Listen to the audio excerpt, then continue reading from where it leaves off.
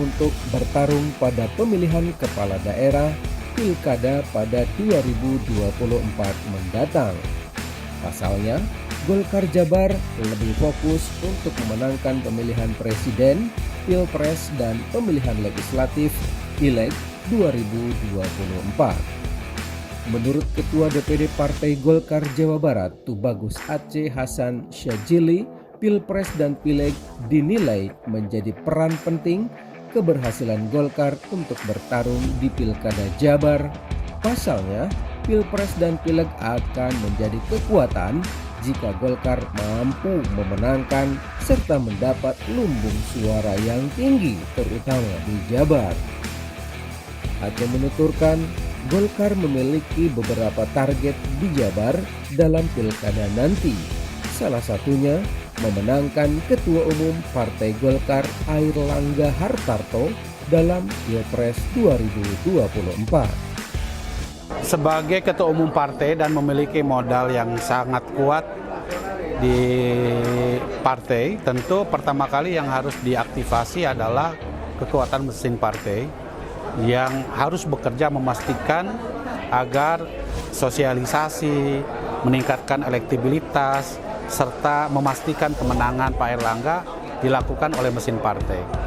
Golkar sendiri di Jawa Barat tentu menjadi salah satu partai besar yang seharusnya linier dengan upaya kita meningkatkan elektabilitas Pak Airlangga sebagai calon presiden.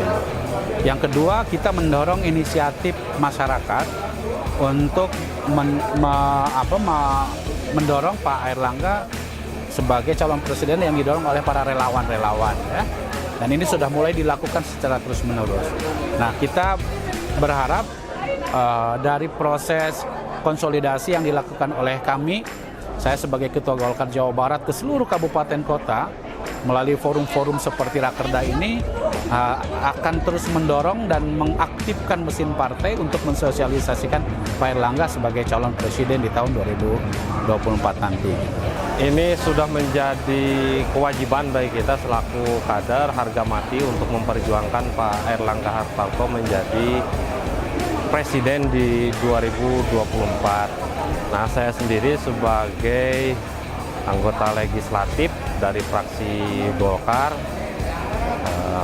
yang notabene merupakan perwakilan dari Kabupaten Bandung Barat akan berikhtiar semaksimal mungkin untuk mensosialisasikan Pak Airlangga di tengah-tengah masyarakat.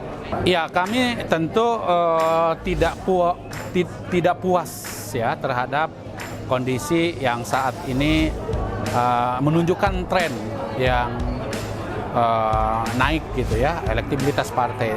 Karena pertarungan yang sesungguhnya adalah pada pemilu 2024.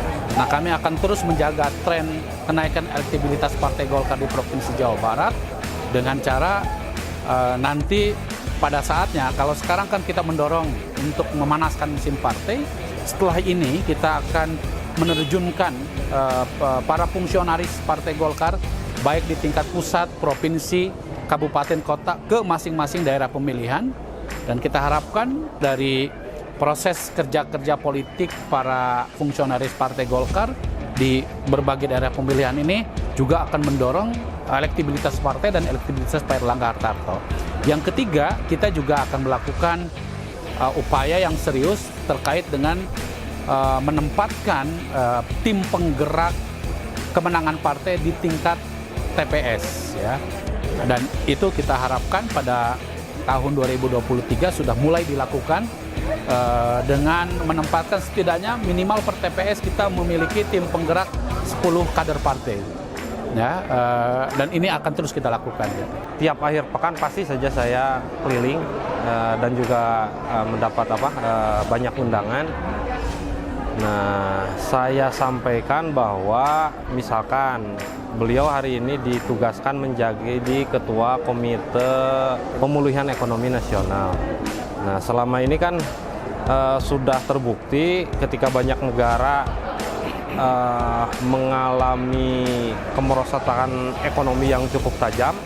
Nah, relatif kondisi ekonomi negara kita masih terjaga dan bahkan kondisinya jauh lebih baik dibandingkan dengan negara-negara maju.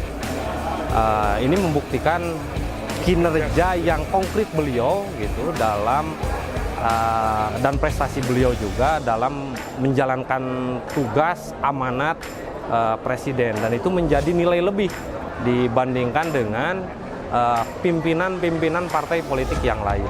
Dan saya juga yakinkan kepada masyarakat, Pak Erlangga itu tidak begitu suka dengan gimmick pencitraan, tapi beliau bahkan seperti yang tadi disampaikan oleh Ketua DPD,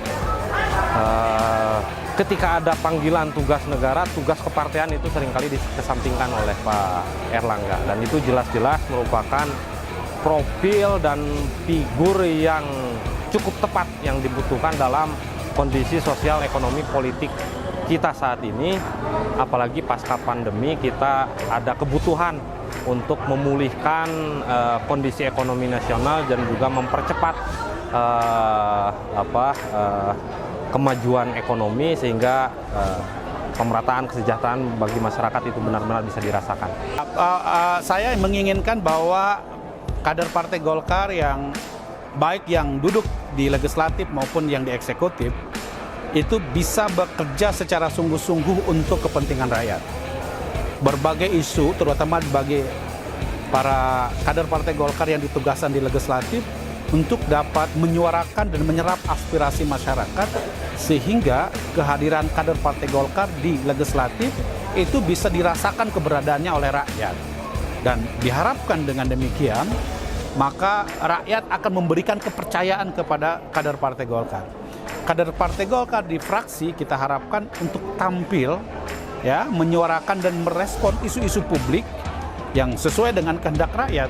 Karena kita tahu bahwa bagaimanapun sebagai partai yang berpengalaman, kita harapkan kader-kader Partai Golkar memiliki kepekaan dan sensitivitas yang tinggi terhadap isu-isu yang terkait dengan kebijakan publik dan menyentuh kepentingan masyarakat.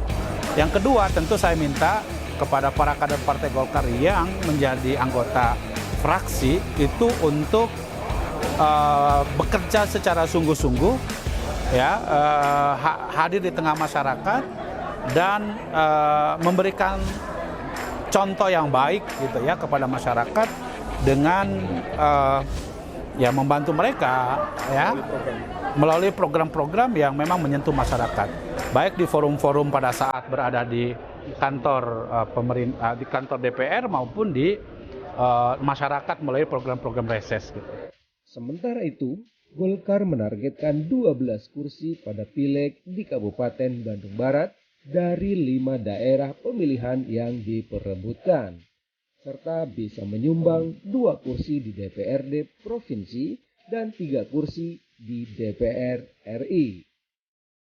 Sedangkan untuk calon yang akan diusung pada Pilkada 2024 lanjut Aceh, pihaknya akan menelaah sebelum menentukan figur baik dari internal maupun eksternal Golkar yang akan diusung, terutama yang memiliki komitmen membesarkan Golkar sekaligus memenangkan Airlangga Hartarto sebagai presiden. Yang pertama yang sedang berjalan yaitu konsolidasi di struktur partai, yaitu mulai dari PK alhamdulillah pimpinan kecamatan sudah melaksanakan kegiatan pemilihan ketua kecamatan beserta struktur partai. Nah, setelah itu kita lakukan audit organisasi. Artinya bagaimana nama-nama yang ada di struktur partai tersebut sesuai enggak dengan SK yang ada gitu. Kalau misalkan tidak sesuai ataupun tidak ada, hanya tulis nama, ya kita dikembalikan kepada mereka dan untuk diperbaiki gitu. Terus berikutnya sekarang sedang berjalan proses musyawarah pimpinan di tingkat desa. Ini pun juga bagian dari penataan dan penertiban organisasi dalam program konsolidasi internal partai. Dan kita pun juga di samping itu menata organisasi sayap-sayap partai. Ini pun juga bagian dari program bidang organisasi, yaitu ada Soksi, Posgoro, ada HWK, termasuk Hasta Karya yang lainnya. Ya insya Allah ini organisasi-organisasi yang memang memiliki afiliasi dengan Partai Golkar.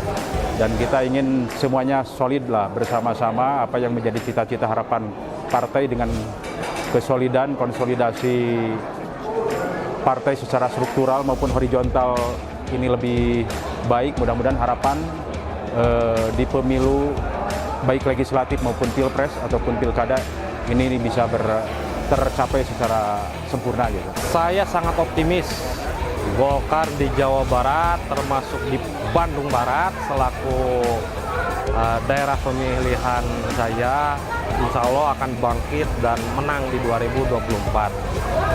Nah, agar situasi kondisi ini benar-benar terwujud di 2024, maka yang dibutuhkan yang pertama adalah struktur organisasi partai yang berjalan dari mulai tingkat provinsi, kabupaten, tingkat kecamatan, juga desa sampai ke tingkat kelompok karyaan namanya, di tingkat RW.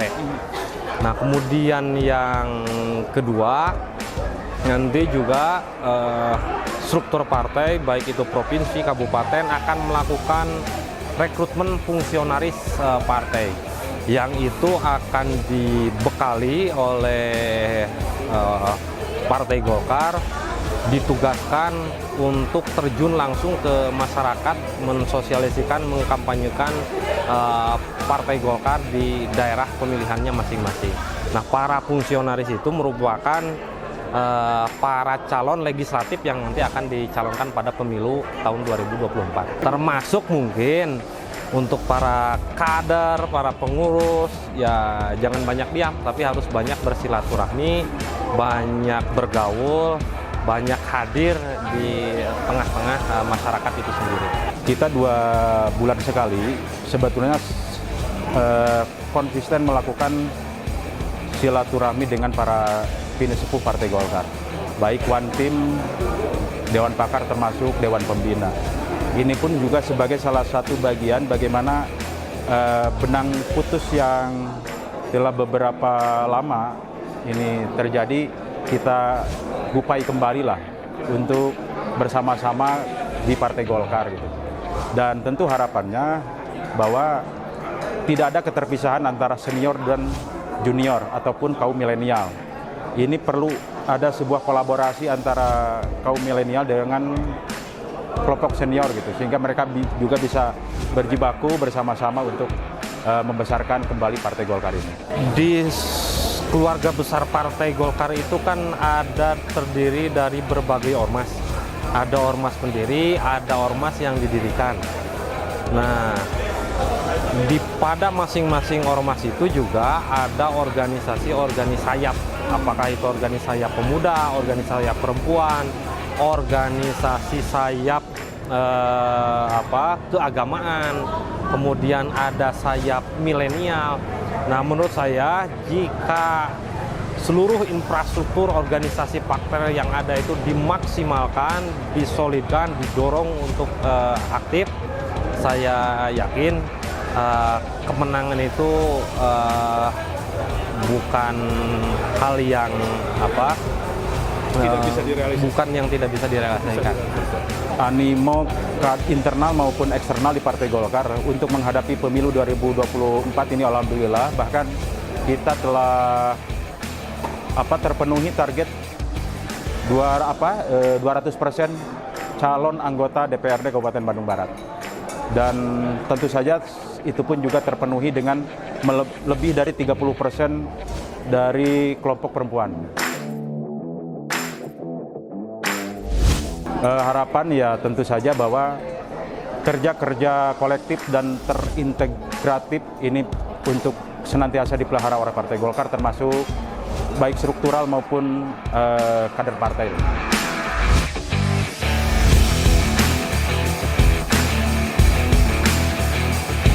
Saya mengucapkan selamat dan sukses untuk Rakerda Partai Golkar Kabupaten Bandung Barat.